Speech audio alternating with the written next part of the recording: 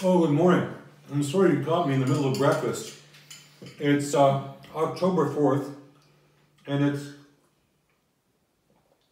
the fourth Sunday in the season of creation.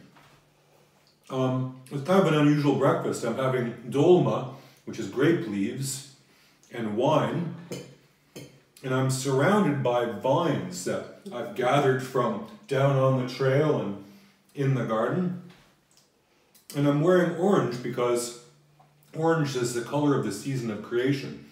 But before I explain about the unusual breakfast and all the vines, we'd like to sing you a song. This is called We Will Take What You Offer, and it's from the More Voices hymn book written by John Bell.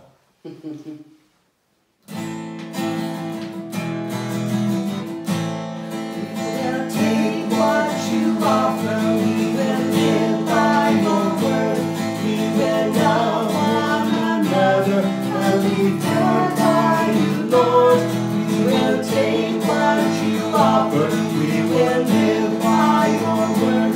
We will love one another and be filled by you, Lord.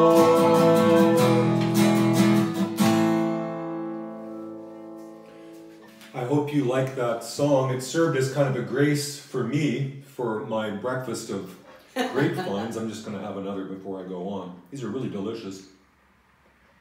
And they are made of the actual leaf of the grapevine.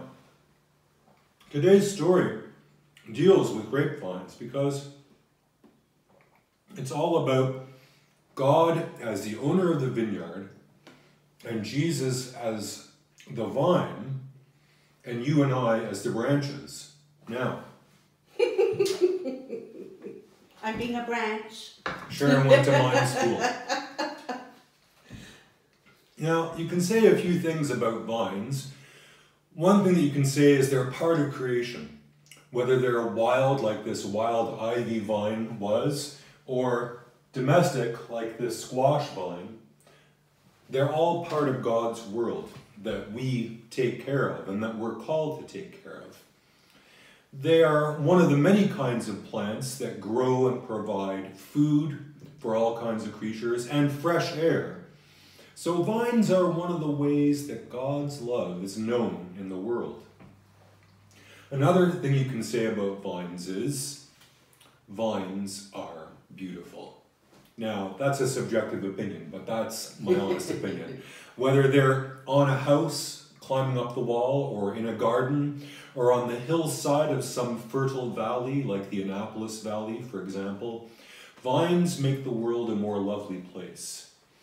And vines in their beauty come in all different sizes, shades, and colors. As you can see, they're multicolored. Some are wild and some are tame. And you are like a vine, you and I are. We're beautiful inside and out. We come in many and varied sizes and shapes and colors, and we grace the world and make God's world a beautiful place. Third thing, vines bring life. Besides their beauty, vines provide food for people and for animals. They could produce grapes, and you can eat the grapes, including the leaves, which you wrap around some rice. They will also produce squashes like pumpkins and zucchinis, tomatoes, cherry tomatoes, peas and beans. All these come from vines. These and many more foods are part of God's providence, the way God provides for God's creatures. And fourth and lastly, vines are a sign of Jesus. The branches of the grape produce bunches of grapes. The branch of a tomato vine produces tomatoes.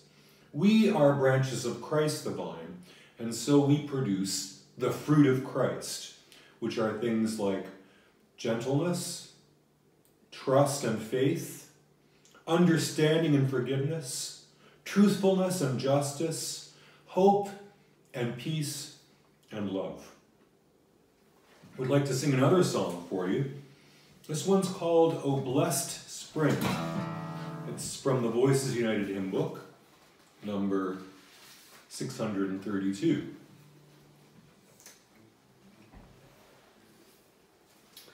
And I think we're ready for our guest soloist as well, Chance, our Aussie. He's going to be joining in because there's Alex with the flute, so be prepared.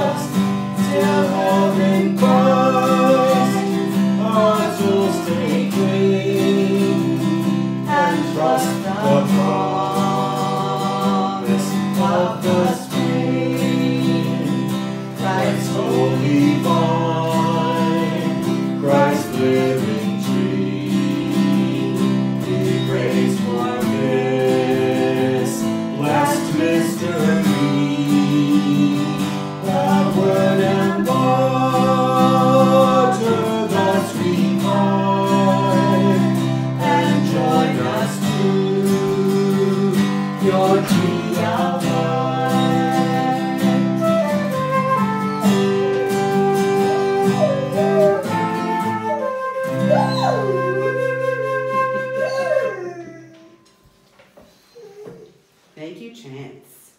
O God, send us out into the world to be your holy presence. As we remain in you like branches on a vine, may you reach the world through us, one unique leaf at a time. May your blessing be upon us. May your grace be the river we travel, and may your love light the way. Amen. Amen.